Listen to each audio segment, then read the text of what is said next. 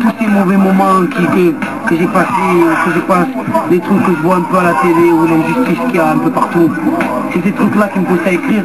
J'ai la chance d'avoir le micro et je le dis. Voilà, il y a des gens qui n'ont pas la chance et moi je prends le micro.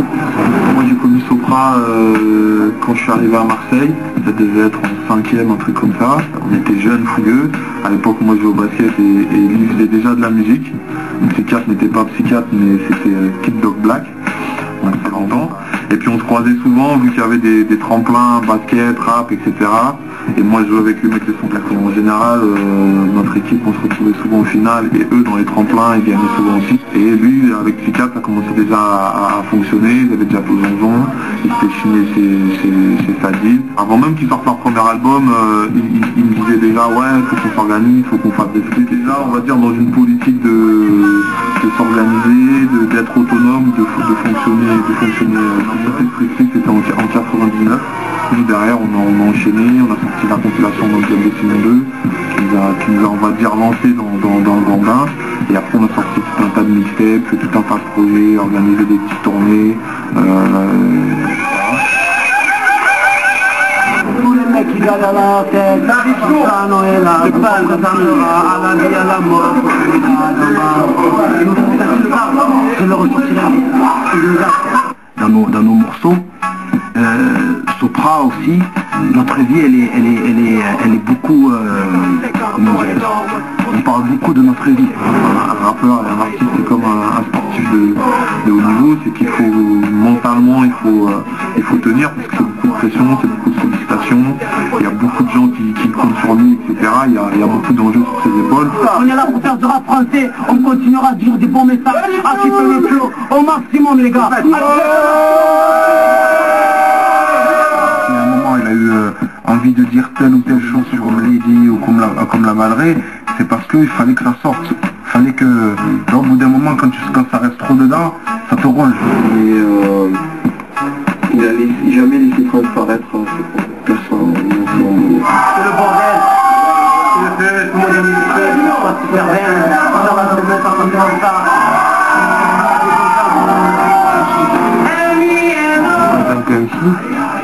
Ça a été toujours quelqu'un qui a eu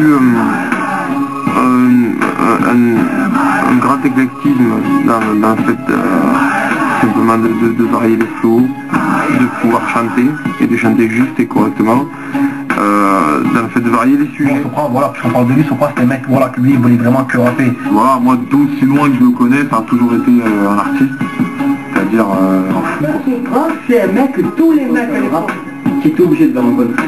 Parce qu'à l'époque, dans les concerts, à chaque fois il y avait des moments aussi de freestyle. Ça partait en freestyle dans les escaliers, et ça partait sur quoi? Sur ça claquer des doigts et... Alors je te raconte, moi la première fois que j'ai vu c'était un concert sur cette connexion à Aubagne. Il était là, il a escaladé la fosse, de la fosse, il a escaladé la scène, il est monté sur scène après le micro et chaque fois... Ça a été quelqu'un qui a été d'emblée très complet dans beaucoup de disciplines jusqu'à l'improvisation, hein. Tout le monde sait qu'il a improvisé énormément. Et Allah enlève, plutôt qu'on va avoir, même si franchement il n'y a pas ceux que j'aime, mais il y a des mecs comme ça, des mecs connards.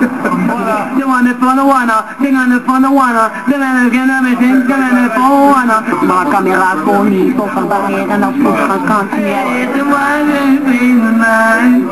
Sopra Baba, de français, en train de rapper, en train de faire le crada, pour les mecs à côté, regarde un peu comment il se fait choper un point de côté. Demande un nègre, demande qu'est-ce que c'est médecin, demande un nègre.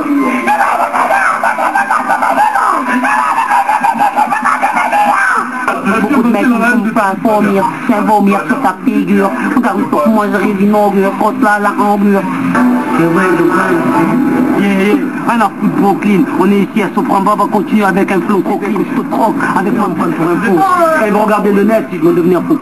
Bon, ça y est, il y a le train. Vous avez espoir. Allez, à tout à l'heure. À partir de notre rencontre, donc on a beaucoup travaillé chez moi, à l'époque où je vivais encore chez ma mère. Et donc on avait acheté un multipiste, un truc pour enregistrer tout ça, et j'avais mis le micro dans un placard de chez ma mère et tout. Et donc à ce moment-là, partir de là, on a beaucoup travaillé, donc lui il ramenait ses sons, moi je ramenais mes sons, et on enregistrait vachement. Toujours plein d'idées, toujours à t'appeler à 2h du matin, à te dire ouais j'ai le nouveau morceau, j'ai le nouveau titre. Toujours il m'envoie des textos, et 2h du matin, ouais j'ai trouvé ça comme idée, ouais il tient pas une instru pour tel thème, tout ça. C'est quelqu'un, c'est un gros travailleur. Le mec qui taffe, qui casse les couilles à longueur de journée. Et quasiment tous les jours. Tous les soirs il avait écrit un texte, il me dit mais dès que tu as fini le travail, je passe, on enregistre. J'ai trouvé ci, j'ai trouvé ça, j'ai le concept, à faire des morceaux n'importe quand.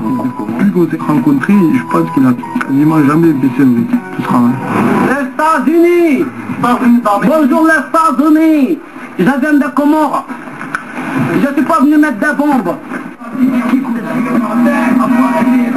Young Gun, oh, on est rentré dans tous les magasins que tu rappes et c'est motivé à mort. C'est pour ça que je viens ici, les gens. C'est pas pour leur vie, je m'en bats les couilles. Le rap, c'est trop. C'est trop le rap. Inch'Allah, le rap, s'il est comme ça, on avance, on fait des mixtapes, des albums, ça va être la bombe. Ça, c'est une grosse dédicace à tous ceux qui vont regarder ça. Oh, mais tout à l'heure, je parle tout seul. T'as des choses à redire, tu penses qu'à toi, tu penses qu'à ta gueule. Non, en tant qu'homme, c'est un mec dégueulasse. Il a énormément donné. Donc, pour ça, il mérite tout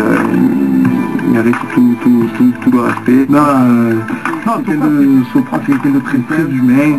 C'est quelqu'un qui a jamais passé un mot plus haut que l'autre, ou qui parlait sans réfléchir. Quelqu'un de bien, je pense. Quelqu'un de bien.